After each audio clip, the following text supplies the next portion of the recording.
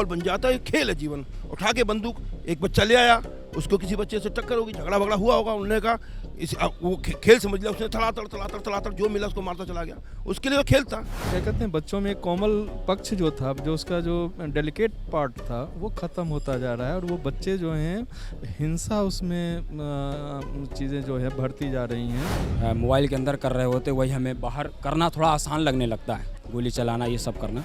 हम केवल तकनीक की बात करते हैं, तकनीकी समाज होगा, लेकिन तकनीकी समाज इतना हिंसक भी होगा ये आदमी कल्पना नहीं किया था। नमस्कार, द न्यूज़ 15 देख रहे हैं आप। मैं हूं आपके साथ पुलकित शुक्ला। अमेरिका के टेक्सास में एक ऐसी घटना हुई जिसने सबको झकझोर के रख दिया। घटना थी एक स्कूल के अंदर फायरिंग की अगर हम बात करें तो फायरिंग के दौरान 18 बच्चों की मौत हो गई और जिसमें 2 शिक्षकों की भी मौत हो गई। कुल मिला के 21 लोगों की जान चली गई। ये कोई पहली बार ऐसा नहीं था जब अमेरिका के अंदर कोई ऐसी घटना हुई जिसमें फायरिंग हुई हो और स्कूल के अंदर फायरिंग हुई हो। बात करें स्कूल फायरिंग की तो अमेरिका के अंदर पिछले 5 सालों में 100 से ज़्यादा बार स्कूल में फायरिंग हो चुकी है। इस तरह के मामले लगातार साल दर साल बढ़ते जा रहे हैं और जिस स्कूल में फायरिंग हुई उस स्कूल के फायरिंग में जो बच्चा शामिल था वो उसी स्कूल का एक पढ़ने वाला युवक था जिसकी उम्र मात्र 18 साल थी। अब सोचने वाली बात यह है कि मात्र 18 साल का छात्र कहाँ से बंदूक ले आता है और बंदूक से फिर 18 बच्चों की जान ले लेता है, जिसमें 2 शिक्षकों की मौत हो जाती है। और इन बच्चों को मारने से पहले उसने अपने घर पर अपनी दादी को भी गोली मार देता है। तो 18 साल का अगर बच्चा इस तरह की हरकत को या इस तरह के जुर्म को अंजाम देता है तो कहीं ना कहीं ये सोचने वाली बात ज़रूर है। ये विषय ज़रूर सोचने वाला है कि आज की जनरेशन किस तरफ जा रही है। और इस पूरे मामले को जब जांच पड़ताल हो रही है तो उसमें ये निकल के आता है कि इस पूरे मामले में कहीं ना कहीं जिस तरह से आज के युवा वीडियो गेम्स के आदी होते जा रहे हैं, यानी कि हिंसक वीडियो गेम्स जो आजकल मार्केट में हैं, जिसमें तमाम तरह की गोली बंदूक चलाने वाली गेम्स जो चलती हैं मार्केट में, उनका इस्तेमाल करने की वजह से उनके दिमाग पर यह हावी हो जाता है। मैं बात करूं एक रिपोर्ट की तो एक रिपोर्ट में ये पाया गया कि 60% ऐसे लोग हैं जो ऐसी हिंसक गेम खेलने के बाद तुरंत बंदूक चलाना चाहते हैं। वो तुरंत ट्रिगर पर हाथ रख देते हैं और फील लेना चाहते हैं कि बंदूक चलने के बाद कैसा महसूस करते हैं। तो इसका पूरा तार कहीं ना कहीं हिंसक वीडियो गेम्स से जुड़ा हुआ है। किस तरह से भारत के अंदर ये चीज़ें असर डाल रही हैं, क्योंकि अगर हम भारत की बात करें तो भारत में भी कई लोग ऐसे हैं जो कि सारा दिन अपने फ़ोन में इसी तरह के गेम्स खेलते रहते हैं। बीते दिनों की बात करें तो हम सभी के ज़ुबान पर एक गेम का नाम था जिसको बोलते हैं पबजी। अब उसके काफ़ी सारे वेरिएंट्स आ गए हैं, काफ़ी सारे विकल्प ऐसे हैं जिसका इस्तेमाल लोग अपने फ़ोन में कर रहे हैं और ज़्यादातर फ़ोन यूज़ करते हैं। एक रिपोर्ट के अनुसार भारत में लगभग 8 घंटे हर रोज़ लोग इस तरह के गेम्स खेलते हैं। अब आप सोचिए अगर 8 घंटे कोई हिंसक वीडियो गेम खेल रहा है तो उस पर कितना असर पड़ेगा। तो कहीं ना कहीं सोचने का विषय है। इस पूरी घटना के बाद अमेरिका के राष्ट्रपति ने पूरे देश में राष्ट्रीय शोक 3 दिन के लिए घोषित कर दिया गया है और राष्ट्रीय ध्वज को भी झुका लिया गया है। तो इस घटना ने पूरे अमेरिका को हिला के रख दिया है। अब इस पर हम जानते हैं लोगों की राय की, जिस तरह से ये घटना हुई और जिस तरह अमेरिका में पिछले 5 सालों में 100 से ज़्यादा स्कूलों पर घटना ये हो चुकी हैं, भारत में भी लोग इस तरह से गेम पर ज़्यादा आकर्षित हैं। तो कितना असर ये लोगों पर गेम पर डालता है और कितना सही है और क्या राय है लोगों की इस पूरे मुद्दे पर, देखिए इस खास रिपोर्ट में। यूएस के टेक्सास में एक बच्चे ने फायरिंग कर दी स्कूल पर, जिसमें 18 स्टूडेंट्स की और 2 टीचर्स की जान चली गई। जिसने फायरिंग की वो भी एक स्टूडेंट है, 18 साल का मात्र। और इसका पूरा जब सर्च रिपोर्ट निकल के आई उसमें ये निकल के आया कि ऐसी वारदातें इसलिए होती हैं क्योंकि बच्चे हिंसक गेम खेलते हैं, लाइक पबजी या इस तरह की जो गेम्स होती हैं उसका इम्पैक्ट पड़ रहा है। किस तरह से देखते हैं आप? सर वैसे तो ये अभी बैन वगैरह हुआ था, पबजी फ्री फायर ये दोनों बैन हुए थे, बट फिर दोबारा गवर्नमेंट ने दोबारा इसको लॉन्च वगैरह कर दिया। तो सर मैं तो कहूँगा सर ये गवर्नमेंट की गलती है। यूएस में हुआ है? हाँ, ये यूएस में हुआ है। मतलब मैं बता रहा हूँ लाइक कि जैसे गेमिंग्स वगैरह खेल के एक और वारदात हुई थी जैसे केरला में हमारे इधर, तो ऐसे टेक्सास में ये बहुत बुरा हुआ वैसे देखा जाए तो। अगर बात करें इंडिया की तो इंडिया में एक रिपोर्ट के अनुसार हर रोज़ लोग 8 घंटे इस तरह की गेम्स खेलते हैं। उस पर आपकी क्या राय है? मेरा भाई भी ऐसा ही है, मेरा भाई भी 6 घंटे खेलता है। सर दूसरे की क्या कहें सर, हमारे घर में भी ऐसा ही होता है, बट नहीं खेलना चाहिए। तो आपको क्या कहना है इस पूरे मामले पर, इस तरह के गेम्स कितने असरदार हैं? देखिए ऐसा है, असरदार तो बहुत हैं। हिंसक गेम है ये, थोड़ा सा हमारी जो मानसिकता है बच्चों की बदल देते हैं। जो हम लोग मोबाइल के अंदर कर रहे होते वही हमें बाहर करना थोड़ा आसान लगने लगता है, गोली चलाना ये सब करना। बाकी ये जो अभी हुआ है तो इसके पीछे मुझे नहीं लगता कि किसी गेम का बहुत बड़ा हाथ है कि गेम की वजह से उसने 18 लोगों को मार दिया। बहुत सारी मानसिकता है बच्चों की आजकल कुछ दूसरी तरह की हो चुकी है। कुछ और चाहते हैं, वो मारना या कुछ और कर देना बड़ा ही सरल मानते हैं।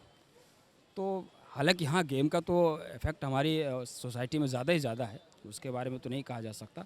और मेरे हिसाब से ऐसे गेम इनके बजाय कुछ और हम लोगों को सीखना चाहिए या चलाना चाहिए। ये गेम तो थोड़ा हिंसक है ही सर। सर, एक रिपोर्ट के अनुसार ये कहा गया है कि 60% बच्चे ऐसे थे जिनको जब गन पकड़ाई गई गेम खेलने के बाद, तो सबसे पहले 60% बच्चे ऐसे थे जिन्होंने ट्रिगर पे हाथ रखा, बंदूक चलाना चाहा। तो उस रिपोर्ट के अनुसार ये निकल कर आता है कि ये गेम पूरी तरह से असर डालती है बंदूक चलाने पर और उनको प्रेरित करती है कि वो असल ज़िंदगी में भी इसका इस्तेमाल करें।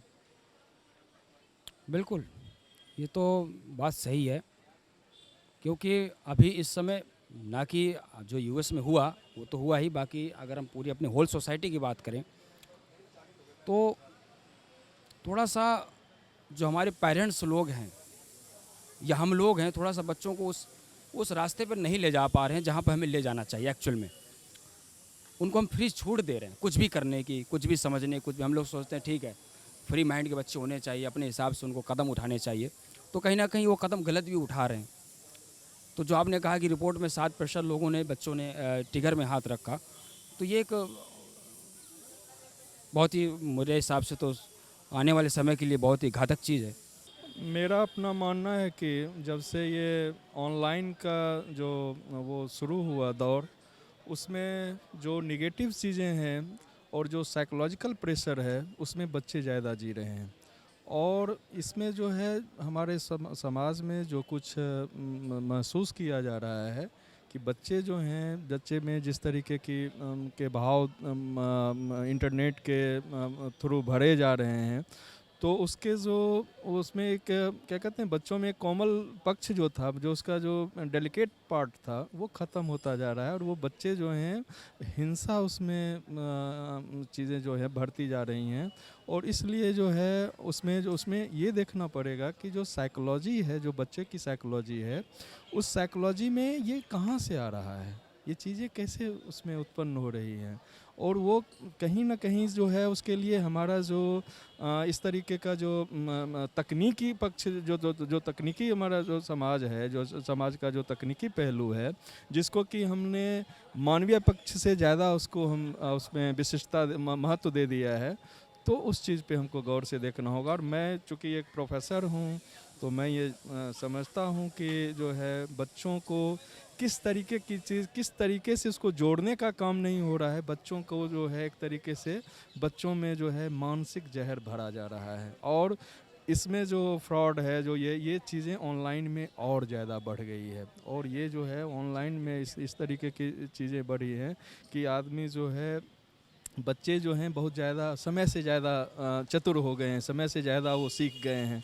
जो उनका उम्र नहीं है उससे ज़्यादा वो जो है धूर्त बन गए हैं। तो अगर भारत की बात करें तो भारत में भी एक रिपोर्ट निकल कर ऐसी आई है जिसमें कहा गया है कि 8 घंटे से ज़्यादा लोग इस तरह के गेम में अपना समय स्पेंड करते हैं। अब आप अनुमान लगाइए कि अगर 12 घंटे में से 8 घंटा आदमी अपना इस तरह के गेम खेल रहा है, तो कितना असर उनके दिमाग पर इस तरह के डालेंगे। असर बात ये नहीं, बात जब 8 घंटे आप ये खेलिएगा, एक तो आपके स्वास्थ्य के लिहाज से भी ये बिल्कुल गलत चीज़ है। स्वास्थ्य के लिहाज से भी कि आपके आँख का क्या प्रभाव होगा, आपके ब्रेन क्या होंगे। और उसमें जो आप भीतर जो अवचेतन में जा रहा है, जो हमारे सबकॉन्शियस माइंड में जा रहा है, वो क्या जा रहा है, किस तरीके की चीज़ गेम में क्या जा रहा है, किस तरीके का गेम हो रहा है। हम क्या वहाँ कोई आध्यात्मिक प्रवचन देख रहे हैं? नहीं देख रहे हैं। कोई वहाँ जो है आदमी जो होता है, हाथ को काम चाहिए। गांधी का सिद्धांत क्या था? हाथ को काम चाहिए।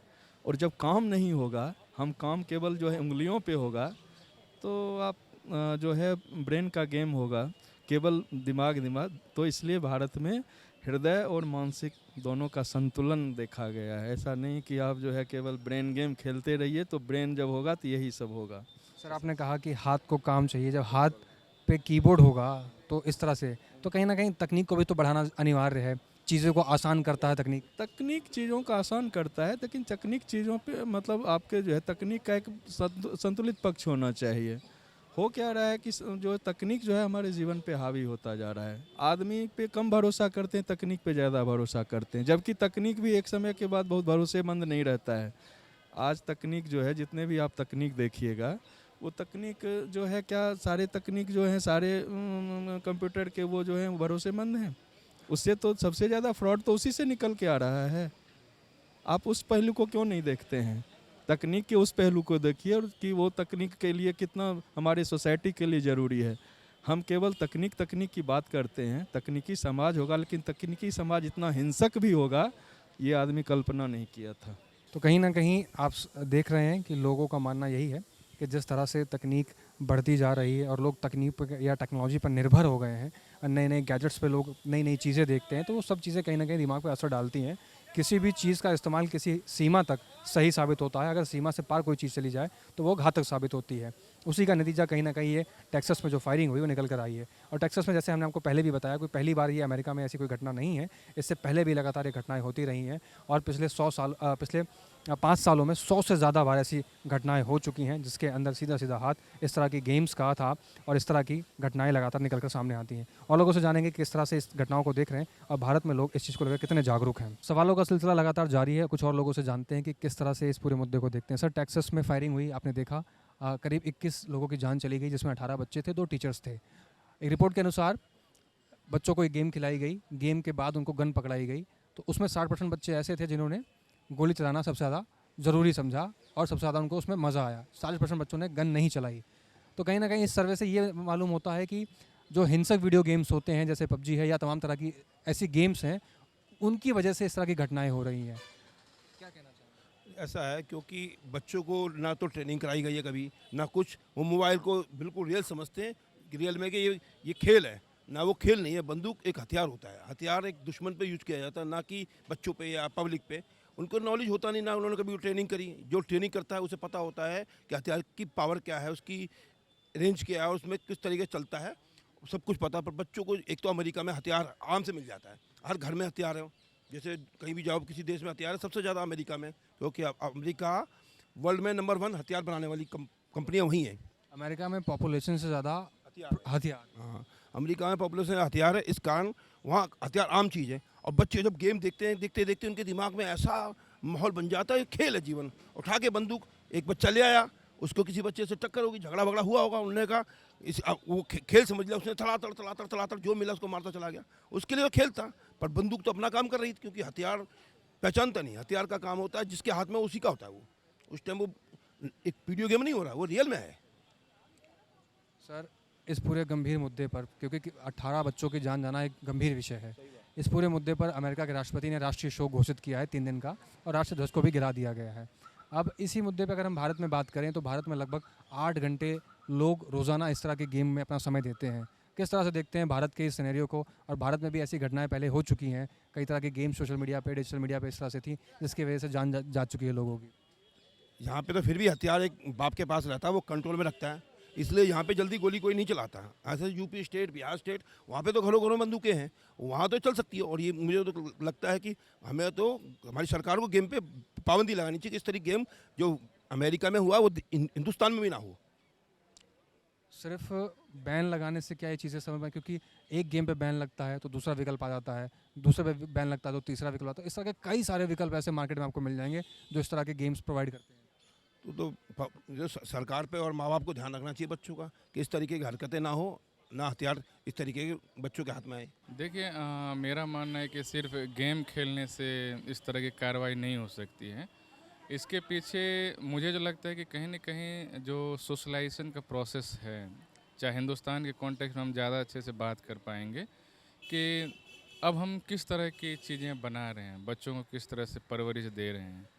ये सच है कि तकनीक ने हमारे घरों में मतलब बहुत तेज़ी से विकास किया है, जिसके एडवांटेज हैं तो डिसएडवांटेज भी बहुत हैं। और ये 2 साल जो लॉकडाउन में बीता लोगों का, तो मेरा अपना जो अनुभव है उसमें मैंने देखा कि बच्चे जो हैं बहुत एग्रेसिव हो गए हैं और बहुत टाइम आपको स्क्रीन पर टाइम गुजारना है और लोगों से बातचीत कम होता जा रहा है। शहरों में खास करके मध्यवर्गीय परिवार में लोगों का इंटरेक्शन कम हो रहा है। तो इंटरेक्शन जब कम होगा तो अपनी जो भावनाएं हैं वो आप सही से व्यक्त नहीं कर पाएंगे। और भावनाएं कहाँ व्यक्त हो रही है? पबजी जैसे गेम में, या तमाम तरह के जो इस तरह की जो सोशल साइट्स हैं, वो एक कारण हो सकते हैं, एब्सोल्यूट कारण वो नहीं है। बेसिकली हम बच्चों को टाइम नहीं देते हैं, रोजगार की आपाधापी है सबके, और लोग बच्चे अकेले रह रहे हैं। अकेले में किस तरह से वो क्या सोच रहे हैं, बेसिकली हमें परिवार के जो सेटअप है उस पर ध्यान देने की ज़रूरत है।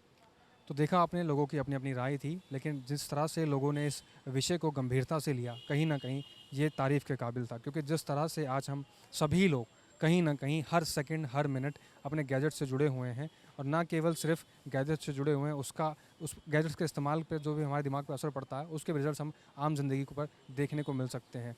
कई लोगों की बातें इससे बिल्कुल सहमत होना भी कहीं ना कहीं लाजमी है कि आज हम सोशल मीडिया में ज़रूर जुड़े हैं, कहने को तो वो सोशल है, लेकिन कहीं ना कहीं ये सारी चीज़ें हमें अकेला फील करा रही हैं। तो इस तरह की जो घटनाएं निकल के आ रही हैं, और तमाम तरह के जो आरोप प्रत्यारोप सोशल मीडिया पे लगे और इन सब चीज़ों पे लगे, कहीं ना कहीं एक सोचने का विषय ज़रूर है। और ये बात भी कहीं ना कहीं सही है कि जिस तरह से तकनीक हम लोगों पर हावी हो गई है, और जिस तरह से तकनीक एक वरदान है, तो कहीं ना कहीं अभिशाप भी साबित हो रहा है। लेकिन ये सब इस तरह से साबित होगा हमारे